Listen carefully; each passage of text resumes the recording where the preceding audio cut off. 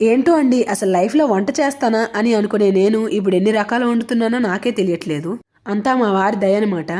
అసలు మా వారు వంట ఎక్కడ నేర్చుకున్నారో తెలియదు కానీ నేను మాత్రం మా వారి దగ్గర నుంచే నేర్చుకున్నాను.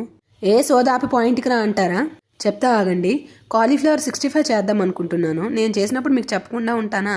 బాగా వాష్ చేసుకున్న కాలీఫ్లవర్ని మరుగుతున్న నీటిలో వేసి ఒక 50% ఉడికించుకోండి. దాని వాటర్ అంతా తీసినాక ఒక 3 స్పూన్స్ కార్న్ఫ్లోర్, ఒక 3 స్పూన్స్ మైదా వేసి ప్రెజర్ ఇవ్వకుండా కొంచెం కలుపుకోండి. తర్వాత డీప్ ఫ్రైకి సరిపడా ఆయిల్ వేసుకొని అవి గోల్డెన్ బ్రౌన్ అయ్యేంత వరకు ఫ్రై చేసుకోండి మీడియం ఫ్లేమ్లోనే.